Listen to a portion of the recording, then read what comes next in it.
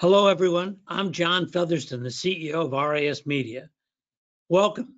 Today, our focus is on what real estate leaders need to know now and mission critical strategies for today's market as we look to close out 2023 stronger than ever.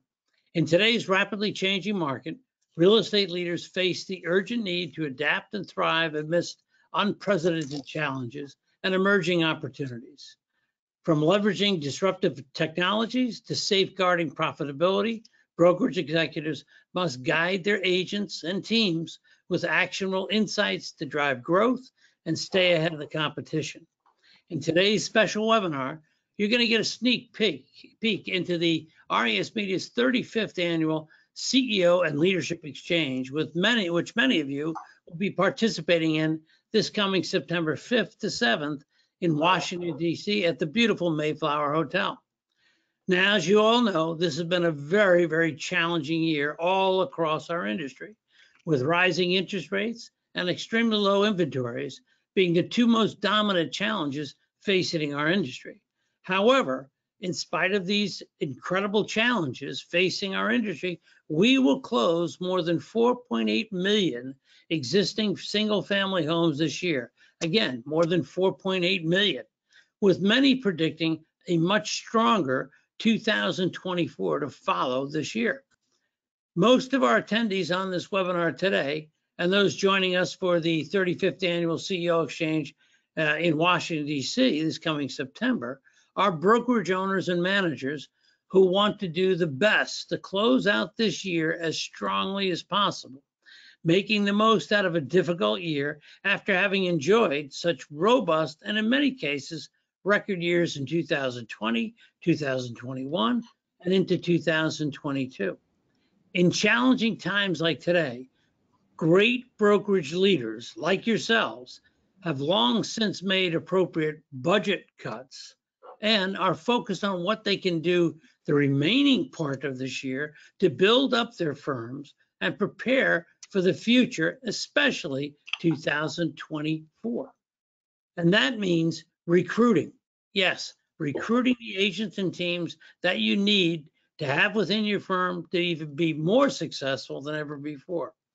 4.8 million closed transactions this year will use the services and skills of real estate professionals.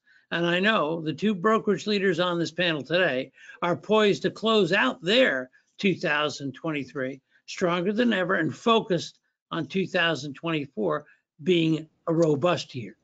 Ladies and gentlemen, our esteemed panelists for today are Charlie Oppler, the CEO of Prominent Properties, a great friend of mine. They're a Sotheby's International Realty firm, and Liz Noonan, another great friend of mine, the president and CEO of Houlihan Lawrence Real Estate throughout New York and Connecticut, and Dan Wiseman, the Director of Emerging Technology of the National Association of Realtors. Let's start with Charlie. Charlie, welcome, and let's focus on your role as the CEO of a huge firm in New Jersey. And what's your mission critical strategies for your firm as we head into the second half of 2023? Thanks, John. It's a pleasure to be here with Liz, with Dan, and yourself. We're looking at where we are now, and we didn't look at 22 and 21 because those were really unique years coming off of COVID, and we know 20 was just a crazy year, with the first half being what it was with COVID, and then the panic that set in on so many people in the second half. So we've looked at 18 and 19 to get a better idea of where we are. And I think to plan ahead, there were inventory challenges back then. They were masked a little bit between what was going on the last couple of years and where we are now. So we're very selective in what we're trying to do. And when you use the word recruiting, I use the word selectiveness. We want to have the best agents that we can get to join our company and show them the difference of what not only we feel is one of the best brands in the business, if not the best brand, but more importantly, the team that supports it. So we've been selective in who we've added. We've been very aggressive in talking to the top people, in the marketplace. And we're letting them know that not only has 23 been a challenge with inventory, but we expect 24 to be a little bit better, but not a whole lot better in terms of inventory. You hear that if interest rates come down, the market will pick up drastically. I'm not necessarily a believer in that.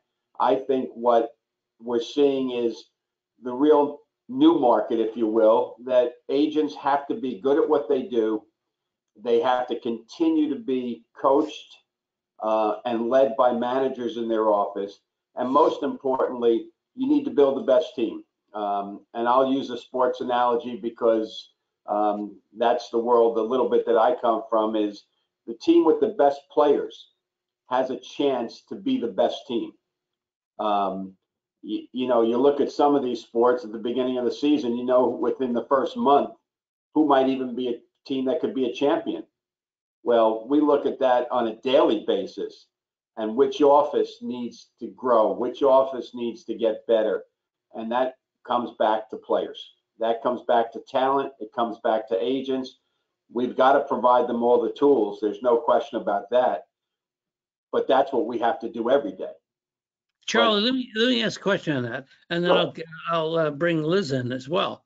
You know, both of your firms, your firm and Liz's firm, are market leaders in providing a wonderful organization with structures and also a bevy of services that help your agents and Liz's agents be the best they can be.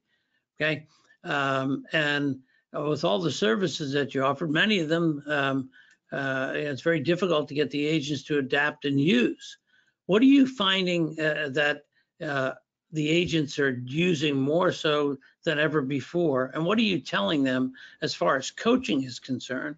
What are you telling them as far as how important that is for them to reach the numbers they want to reach to close out this year? How important is coaching as a component of services for your agents?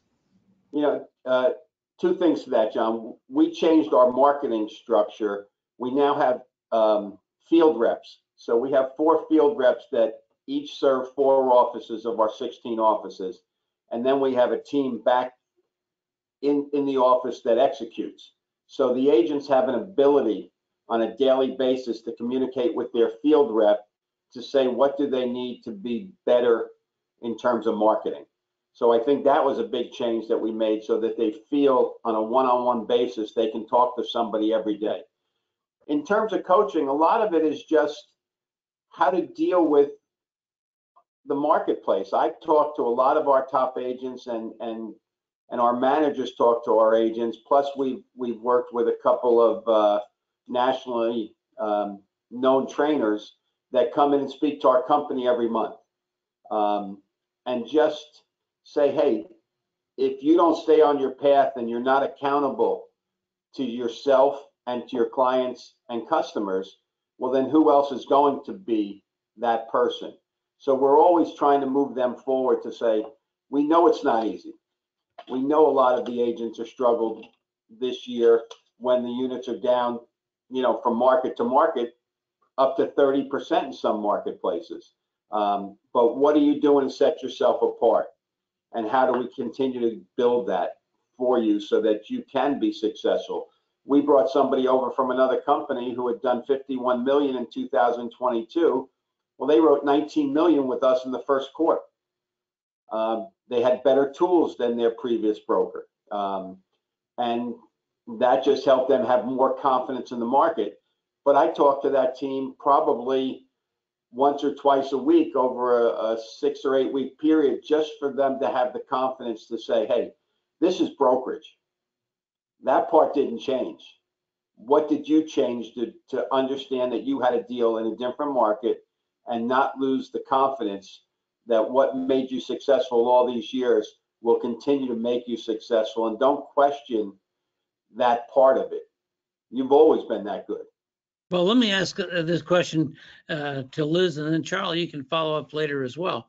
You know, there's there's opportunities in this market. There's opportunities in the remainder of 2023. And when you're part of a world-class organization like you run, Liz, as the president and CEO, you've been in business, since Lincoln was the president. That's me. He's a lot younger, John. Yeah, that's what I know. But you provide a platform and an organization for your agents and teams to be successful in. What are you doing to help them close out their 2023 so the firm closes out 2023 stronger than ever before? Well, first, thank you for having me, John.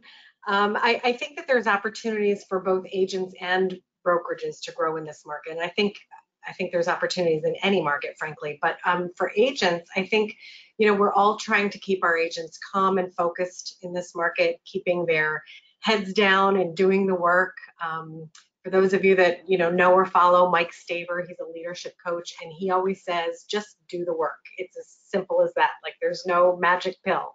So, in an effort to promote going back to basics and doing the work, we ran a 6-week listing contest that recently just ended. And the contest kind of laid out a plan that the agents had to follow in terms of number of calls and CMAs that they had to do each week. And we didn't see a lot of participation because, frankly, we're not a company that normally does things like contests, but we wanted to try something new given the market, given the lack of inventory. So we had just over 100 agents sign up, and out of 100, we really only had about a core group of 25 agents that actually did the work and provided the follow-up and the reporting. But that group of agents signed over $30 million in new listings during that 6-week period of time that they say that they wouldn't have otherwise gotten if they hadn't made the calls and done the CMAs and done the work. So, the agents that participated, the agents that participated saw that great success. Some of them formed little accountability groups to keep themselves on track.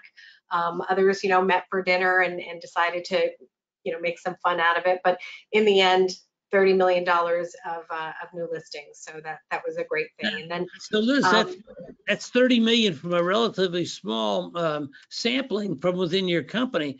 When you promote this again, which I hope you're going to do, perhaps early in the fall, to the whole agent population, that could be a very significant opportunity.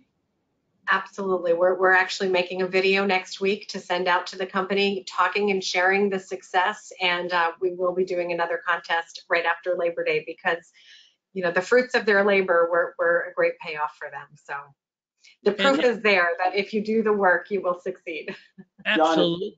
John, you're kind of interesting, John, because, and I'm not going to date myself, but you threw Lincoln in there, so it's close.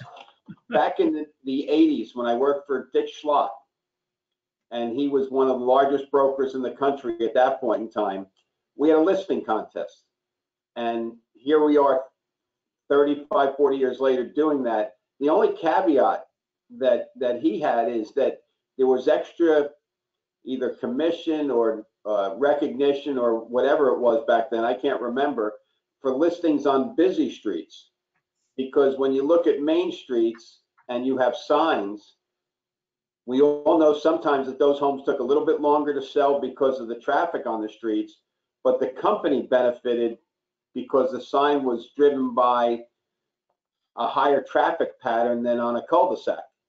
So it's kind of interesting. This certainly $30 million of listings is great, but in addition, if you look at the main streets and, whether it's a main street or Jones Road or whatever the busiest streets are in your town or in your community, that was a big plus for our agents back then because we looked busier than we might have been because the signs were driven by more people. So you can tweak anything. I think that's wonderful. I'd like to bring this up before I bring Dan into the equation here. But Liz and Charlie, it's fascinating to hear two of the most dynamic brokerage executives in the industry talking about listing contests to motivate the agents and bring them, get them even more engaged on basics, as you say, Liz, because doesn't that tell the competition in your marketplace when you're having contests like this that there's opportunity? And I haven't heard of too many brokerage firms competing in your marketplace, Liz, having those types of contests. I think that is another opportunity to promote that within your market and say, look what we're doing. Because it shows the marketplace you're poised for opportunity and growth, and you're going to make growth happen. And I think that can attract a number of agents and agent teams to your organization that says, that really sees, you know what, no matter what the market is, you're poised for growth. Comment?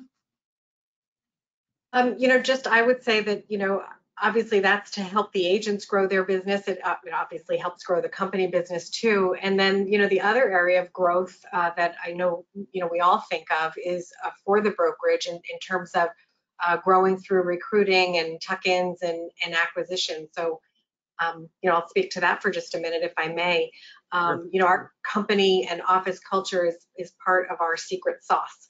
And above everything else, we want to make sure that we're bringing in people who align with our core values. So, we don't hire by the masses. We don't take just anyone that can fog a mirror.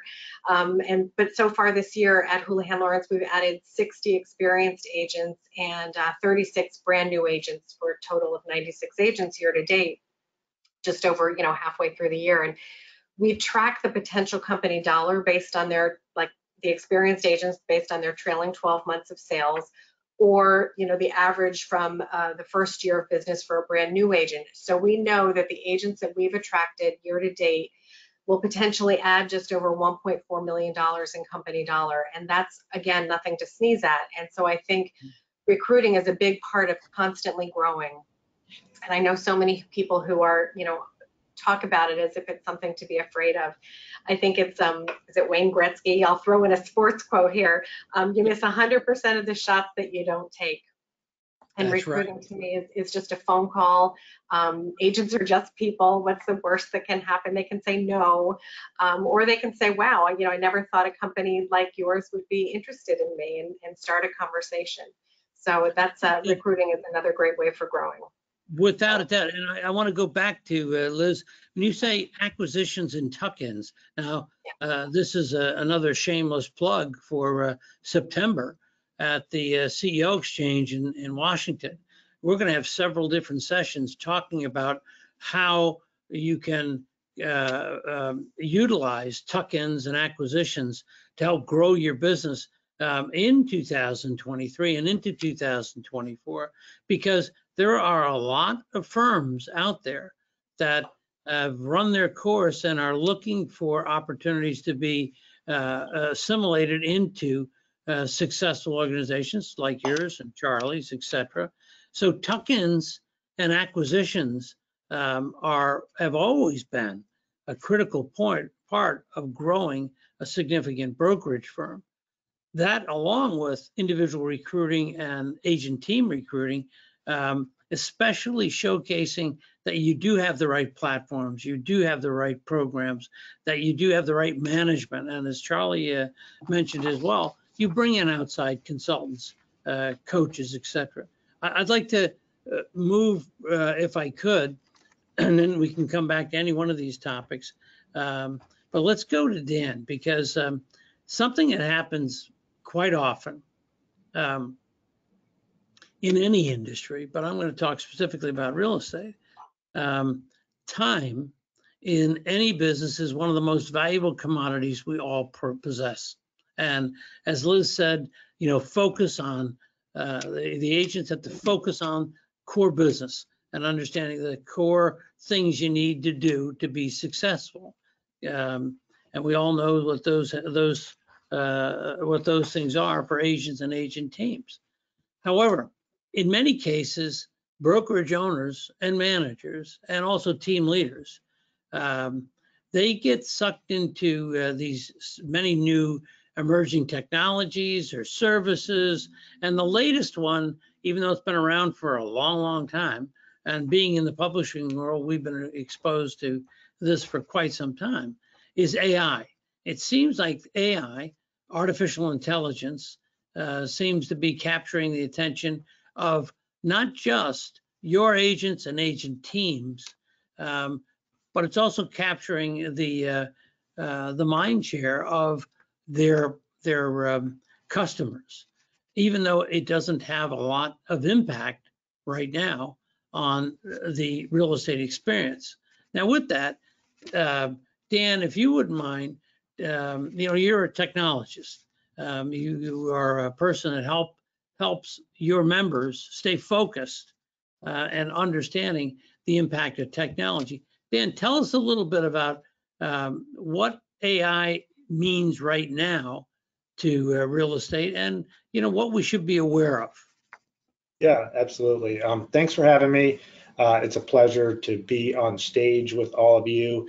So yeah, AI has been this huge topic recently. Ever since the launch of ChatGPT back in November of last year, all of a sudden it has grabbed the attention of just about everyone.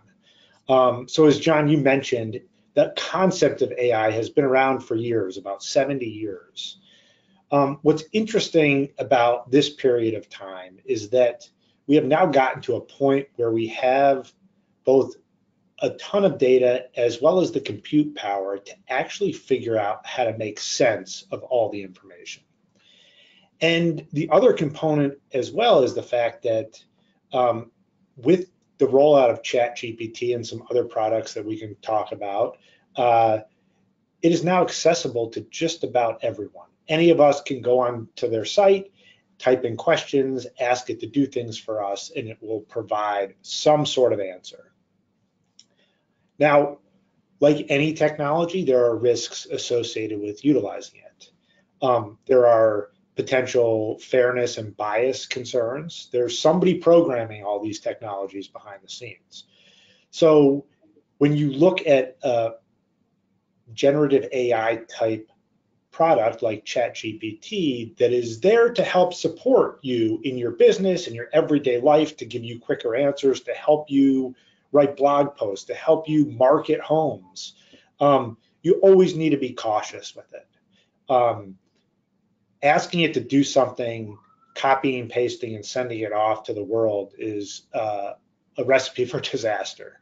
I don't know if any of you have used any of these generative AI products, but I have a number of times, and they're 90% accurate. So you need to be careful.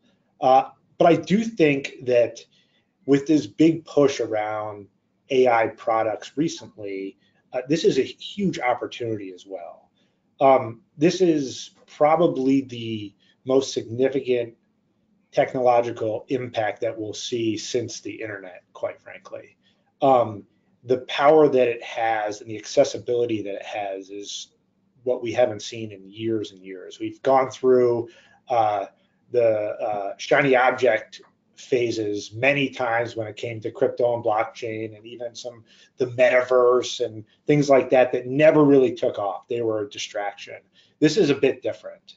And so I'm actually really excited because the work that our team does here at NAR as the strategy and innovation team has really been looking at and focusing on these technologies to get ahead of them and to make sure that we can make people aware of them, understand the pros, the cons, the risks associated with using these technologies. But ultimately, the goal is, with a technology like this, is to put people in a position to be more productive and efficient at what they do. And I think AI, this will give us an opportunity to do that. Well, with that, I think for the audience here, we talk about mission critical to finish out our year together as strong as possible. One of the things that we have to be cognizant of is I think everyone on this call, everyone that's tuned in, the hundreds of people that are tuning in here and all those that will show up in September, it's one thing to be aware of what AI can be and what can be to our industry and can be to the general consumer.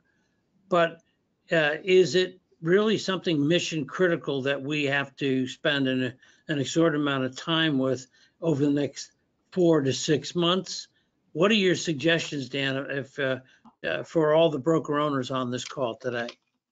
Yeah, absolutely. So there are three components that I always look at when it comes to anything we do, and that's the people, the process, and the technology. And so right now, all we've talked about is the technology component, which is the AI. But there's also the people who are involved and the process. And so what I have found and learned over the years is that people get very excited about technology, but they don't fully understand how it fits into their business and how it could benefit them to make them better at what they do. And so one of the biggest suggestions I have is with AI becoming more and more accessible, it's going to continue to be part of our everyday lives. It has been for years. I think that understanding what problems you're trying to solve, how you're trying to operate your business, how you can eliminate tasks that maybe feel too time consuming. Understand how you want to operate, where you find gaps or bottlenecks within your business, and then look at a product like a ChatGPT or other AI products out there to better understand if it can actually help you solve that problem. And if it can't, move on. There's CRMs, there are chatbots, there are all sorts of technology that are out there. And at the end of the day, when you look back, it's so important to make sure that you're not creating more work for yourself and information that nobody's going to use. So focus on your business. I think as we talked about a few days ago, I actually came from the commercial construction and development area. And I helped large developers, general contractors implement software. At least that's what they thought. But what I was really doing was focusing on their business operations and the process. And so I worked with companies that spent millions of dollars on implementing software, and they always wondered why their business wasn't operating better. And I said, you're missing two components of this, the people and the process. And so I would suggest to everybody who's listening today and who will hopefully join us in DC in September is that focus on your business and then try to find a technology that can help you be better at what you do on a daily basis. I appreciate that, Dan. Now, I want to go back to Charlie and Liz. And that's great words of wisdom, in my opinion. It's one thing as leaders, and both Liz and Charlie are two of the most dynamic leaders in our industry. You're running huge organizations within our industry, which means not just our several thousand real estate agents and agent team leaders within your own brands looking to you for guidance, for advice, but also to make sure that the platform that they're affiliated with, being Houlihan Lawrence or Prominent Properties, provides them with the best technological tools. I think it's important for us as leaders to get the message out to the agents and the agent teams that we're fully aware of what Dan said, how important this will become. However, as Liz said earlier, the optimizing yourself today, being an agent or an agent team, is one huge word, which is focus. Okay, focus on the day-to-day that's going to make you better. And I'd like to go back to Liz for a second. How important again is that? Are you getting that message from your managers to your agents? And then Charlie, step in as well. The message of being focused and staying focused, and not to get distracted by the shiny new thing, but ChatGPT is kind of one of those shiny new things. So we're just making sure that our agents are educated about it, understand the pros and the cons. Again, as Dan said, it's a bot writing this, and if an agent's going to use something like ChatGPT to write copy on a new listing, make sure you're reviewing it, because the bot doesn't know the difference between fair housing, and so the agent is ultimately responsible. And so learn new technologies and learn things and keep yourself opened up to that, but don't let it distract you from the day-to-day and from growing your business. And also don't also just make sure that you're participating in it and reviewing it, because everything stops at you, not ChatGPT or whatever bot. Liz, that's very well said. It seems to me, and then I'm going to toss this back to Charlie. It seems like the following. We went through a period of time in this industry where we were all investing in all the latest shiny pennies, et cetera, and there were so many of these things coming out, and different brands, different models had different shiny pennies, and yet agent adoption of these shiny pennies was relatively minuscule, okay? And the impact on their businesses was even more minuscule. It made them look good in some cases, but those that focused on back to basics or the basics tend to do the lion's share of the activity. Charlie, looking at you and saying, in some of the coaches that you have utilized for your firm and yourself, okay, it seems to me that you guys are very strong at back to the basics. Well, I think Dan said something, and Liz kind of touched on it. 3 things: people, process, technology. People are the most important asset that we have. The company has to provide the process and educate, as Liz said, on the technology. But it's kind of interesting. I met with a $100 million plus team this morning that still has their customer base on an Excel spreadsheet. They do want to get to a CRM, but they've been so busy talking to people right now on a daily basis and just go through it day in and day out to try to solicit listings. Maybe a listing contest would make them go to that list more often, but it's still people. And in my 40 plus years, John, it's having good people creates the culture in the company and everything that you do. And they're the ones that drive everything else on a daily basis in what you do. The technology, again, whether it's Chat GPT or, let's go back to 2000, right? Everybody panicked with Y2K or something, and it didn't change anything that we did. So I think it's allowed us to do business easier when forms are online and, as opposed to handwriting a contract or some of the little things that we take for granted, but it's about people. And when 80% of your business is personal referral and repeat business, one of the things that we've done is we've put an events team in at our company, and we're doing more things for the offices and the company because the mindset and the well-being of agents is just as important these days as the nuts and bolts. You have to care about these people. Celebrating their efforts and the results. We've got a question just came in. I think it is important to ask here, and that is for Charlie and Liz. How important are your offices today? You want to tackle that? I'll give you. We're spaced out, so we're not office on top of office. But I still think having some type of bricks and mortar is important for our team. It may not be for everybody, but they like the agents we have that really are workers do go to the office quite often. And ironically, or maybe not ironically, our top 2 offices have the most people coming in on a daily basis. So I do think it's important. I think the facilities that we provide are important, and it helps us in our recruiting and selection to say, hey, you've got a place to go, and we encourage you to come in. And we've been pretty successful with that part of it because people like going into an office with other people because the collaboration between agents creates opportunities. Yeah. Liz, I see you shaking your head as well. I wholeheartedly agree with Charlie. I feel the same way. A lot of collaboration, starts in the office, and there's just a lot of sharing of information. And, I feel like there's a lot of companies that throw around that word collaboration a lot. And I feel as though we probably, many companies haven't talked about it enough, but they've done it.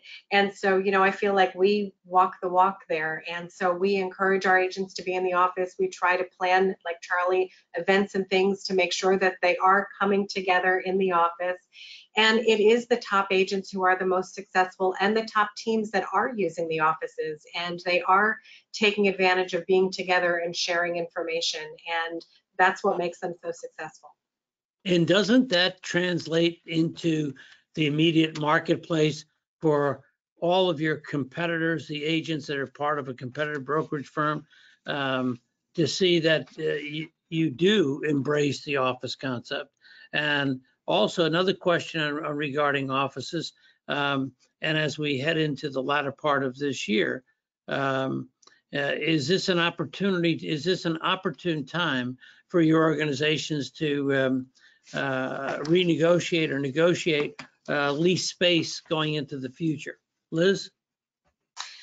Yeah, you know, I think it could be an opportune time. Maybe if you have a 5,000 square foot office, you don't need all 5,000 square feet moving forward if agents are going in less or using the office in a different way. So maybe that rather than spending all day in the office like they perhaps used to, they are going in, using what they need to, working with the support staff there, and then leaving. So maybe everybody doesn't need a designated desk, that there's more. So I think we're all kind of taking a look at our office space and perhaps figuring how it can be refigured in a way that benefits the agents the most. And is all of the space needed? So in some cases, we have looked at our office space and either moved to something that made more sense size-wise or location-wise. But I think everybody in our industry is taking a look at their square footage and determining whether it's all really needed, and you know, trying to figure out what is necessary. Charlie? Yeah, it's interesting. We have a couple of opportunities. We own 8 of our 16 locations, so we're kind of locked into those spaces. We have tried to renegotiate a couple of leases, a couple successfully, a couple unsuccessfully, because of the location that we're in. But I do think the opportunity now is to grow, because there are some great locations available, because retail is hurting in so many locations, that it's given us an opportunity to look either at an acquisition or tuck-in, but also organically get into a marketplace that maybe was much more difficult in the past. But because the retail market has suffered in some locations, you now get a chance to either lease or buy in a couple places. And we look like we're doing one of each right now. And again, when everybody else pauses, maybe it's an opportunity to grow and show your agents and your competition, you know, that you're bullish on real estate. And, you know, it helped us from 10 to 12 or 9 to 13, whatever you want to call was the recession. You know, we added 5 offices in that time period and, you know, acquired the Sotheby's franchise at the same time. So when we came out of the marketplace, we were in some A+ locations with a new brand. So that was you really did, you were very aggressive in your growth there. And actually, we're getting a number of different questions coming through. Thumbs up on several of them on your talks about tuck-ins and acquisitions as being part of your strategy. And they'd like to know more about that, perhaps in person down in Washington. Here's another question, though. When it comes to building onto your firm and recruiting, what's the best, this question asks, what should your agent recruitment look like as a mid-sized firm? What's the balance between going after experienced agents and bringing in new agents? Would either one of you two like to discuss that? I think it depends a little bit on like the training and support that you offer. You know, if you have a great training program behind you and support staff that can help the newbies along, because it takes them a while to get ramped up, but when you're going after or recruiting experienced agents, they can be productive for you right out of the gates. And so it just depends on how you're set up, I think. Yeah, and we're looking more, John, at experienced agents because of the difficulty in the marketplace. It is tougher for a brand new agent to just get into the business unless they really have a sphere of influence and a network that that tells me that they can make it. So But both of your firms are more, and I understand it, I know your firms well, but both of your firms are more more focused on the gaining more experienced agents, experienced teams coming over, but you do have wherewithal for a new agent who meets the right profile, correct? 100%. Yeah, we out of the 96 new agents that joined us this year, 30 of them are new to the business, and we'll obviously, we've already put them through our training program called Launch, and different things. But as Charlie said, it's just a nice balance. I personally think you can't just focus on experienced agents because you always have attrition of some kind, retirements happening, and so an agent starts out fresh at some point. So yes, we're not. So Liz, the 90 or so that you brought in thus far this year, okay, in the first half of the year, okay, what are your expectations going into the second half of the year? Do you think you can replicate that? Absolutely. Okay. Absolutely. Our goal was 200, so we're almost halfway there. Okay. The same thing on our end, John. It's we're not at 90. We're probably about 50 with a goal of 100, but the goal has been more to get 10 million in new volume, and that's where the experienced agents help. The one thing we've done with some of the training is we've put it back on the managers, because our position has been, you hired that person, you saw something in that person, you need to set that schedule and train them so that they can become a viable agent in your office quicker, because some of our markets are different. We're on the waterfront or we're in real suburbia. We're in Hoboken and Jersey City, but we're also in Summit and Short Hills. So, and Tenafly and the Saddle Rivers, where there's less transactions. It's tougher for a new person to get involved with. If you're in Jersey City or in Hoboken, we're doing thousands of rentals as well as sales. So you can get. That's a very different market. And you know what? Something for our audience, and these questions are coming through. It's very impressive for the two of you that run the brokerage firms, Charlie and Liz, that 4.8 million closed existing single-family homes that will close this year. They are going to go. The vast majority are going to utilize the services of a real estate professional. Okay, a licensed real estate professional, a member of NAR, hopefully. Okay, they're going to use that. And what you're doing is you're providing a better safe haven by recruiting agents from firms that they're either not satisfied with, or they don't have the support, etc., and bringing them in so they can be more successful. And I think in my history of this industry, and I go back a long way, the firms like yours that are out there aggressively in times like we're in right now, shouting from the mountaintops that they are market leaders in their regions, and they provide the best opportunity for success. The more you do that, the more you demonstrate that, like the 90 plus Liz that you've already brought on, you're giving an opportunity for people to be successful in their chosen industry with a established winner. Now with that, I know we're running short here on time. I asked each one of you to provide a pearl of wisdom, if you would, for our audience, something they can take away with them. And I'd love, since we've moved away from Dan, we're going to go back to Dan and ask him for his pearl of wisdom, and then we'll come back to Liz and Charlie. You can be the cleanup hitter on this. So Dan, what is your pearl of wisdom for everyone that tuned in to hear about this topic, mission critical strategies to be successful today? Absolutely. Yeah. So the biggest thing when it comes to technology is, again, focusing on how you operate, how you want to operate, and then what technology can help support that. So again, we've talked a lot about ChatGPT and AI, I think for very obvious reasons, because it's in the news. Everybody thinks it's the next big thing, which there's a very good chance it will. But you need to think about when you're taking technology and you're combining with the human element and the process, how that makes you better at what you do.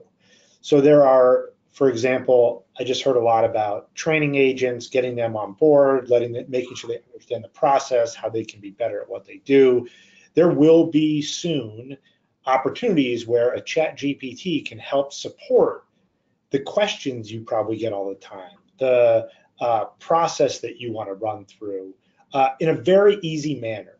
So again, my words of wisdom and why I'm so excited to be part of this event come September is that everyone should focus on what Charlie and Liz have really hit on, which are the business, the people, how they operate, and then figuring out how, and if there's a technology that can help support you as you grow and become better at what you do. Thank you. Thank you. Liz? My pearl of wisdom, I feel like the best agents want to be where the best agents are. And so I think, don't be afraid of recruiting, and don't think of recruiting as one-off agents all the time. We didn't really touch too much on tuck-ins or acquisitions, but you can look for teams, small brokerages where you might be bringing over. We brought over a small brokerage at the end of last year. It was 20 agents, and they then became a team for us and a standalone office. And so I would just say, focus on growth, but also don't forget about your current agents and retention. That's a big thing too. Like Charlie said, plan events. Keep them focused and happy, and that's a winning combination. Before I get to Charlie, I want to make sure our audience understands the following. Okay, Liz and Charlie, being two of the best brokerage operators and executives in this industry, they don't operate in a vacuum. Okay, and Liz, I've known Liz a long time. And Liz runs a wonderful organization that happens to be part of another wonderful organization, which is leading real estate companies of the world. But Liz goes to that function and others like RISmedia's function in Washington to meet with other brokerage leaders to glean from them the best practices, the best systems, the best things that brokers are doing to help their companies grow. And that's what our industry has shared over the years and continues to share. Now I'm going to get to Charlie, and why I stopped before Liz, because Charlie has also done all of those things, but then Charlie has done something which is quite interesting, and I'm very proud of my good friend Charlie. He became the president of the National Association of Realtors, which is like, if anyone needed a day doubler, Charlie did. Okay, because he operated a great firm, but he helped us as an industry through some of the toughest times we've ever faced. And he kept his wits about him, he kept his humor, and he helped many different firms become even more successful because of his presidency. Now, Charlie, what's your words of wisdom, your pearls of wisdom? Thanks, John. I appreciate that. One of the things I also learned in 21 and being on a leadership team for 4 years is you rely on other people to do what they do best. And we have a great team, and Dan's part of a great team at NAR that are just pro realtor, pro industry.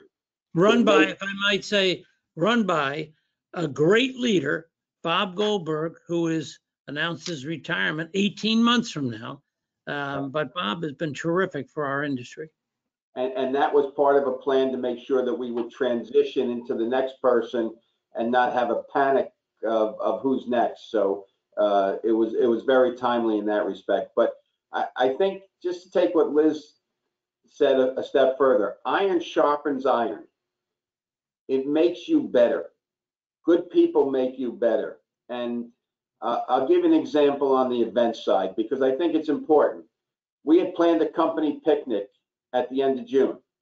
The forecast in northern New Jersey was rain for the next 2 years, not 2 weeks, 2 years. It just seemed like our team pivoted on a Wednesday and our picnic was scheduled for the following Tuesday. We rented out a bowling alley for 4 hours. We had the whole place. We had 350 people there just from sharing laughs. We told them to bring their kids because it was intentional for it to be a family thing. We had a face painter, an ice cream cart. We had everything in addition to the bowling because it's about feeling good about the people that you're with all the time and the collaboration from office to office where you don't see people. I think people are the most important asset that we have. And if you forget about them, somebody else won't. Correct. And your top people are always being, they're always being recruited, if you will. So retention and recruiting really are synonymous in the sense that you've got to always recruit and retain your people, but you also have to add to your team. In sports, there's a trading deadline, so you only have a certain amount of time to add to your team. Well, in our business, there is no deadline. Every day is a deadline to make your company better because if you're not going forward, you're going backwards. Correct. And I think really it's a great opportunity to make your company better as people pause and try to figure it out. I think for those of us that have been through, the 90s and the 80s and the recession of 09 to 12 or 13, this is cake. Yeah. This is an easy one. This is just an inventory issue more than anything else. It's not a business issue. The fundamentals of our business are great.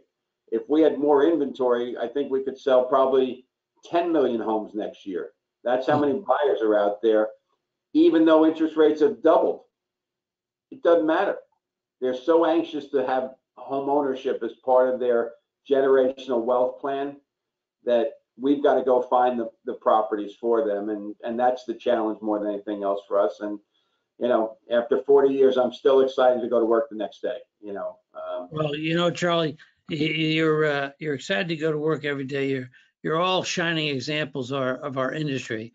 And I have to tell you, in my humble opinion, you're right. Fundamentally, we have a very strong and robust industry. I think you're spot on there. And yeah, we didn't talk a lot about tuck-ins. We didn't talk a lot about acquisitions, but we're going to be talking about those in September. And I like to use occasionally a prop. So here you go. You know what that is? That's pledge. Okay. Use that to clean your desks, etc. That's a pledge. And I pledge to everyone that's on this call today that if you come to the 35th annual CEO and leadership meetings in Washington, September 5th to 7th, you'll see not just Liz and Charlie, but hundreds of other brokerage owners and great technologists like Dan in action, all sharing great information, over 100 speakers talking about how we can not just close out this year, but how do we make ourselves better and our organizations better so that when we talk about recruitment, we're recruiting every single day. And it's the actions of what we do every day that recruits in the people that make us successful, and it retains them because just like Liz and just like Charlie, people want to be associated with other great professionals. They want to emulate their success. So with that, Dan, I thank you. I look forward to seeing you and Liz and Charlie. I thank everyone that tuned in today, and hopefully I'll see you all September 5th to 7th in Washington, D.C. Thank you. Thank you, John. Thank you. Thank you.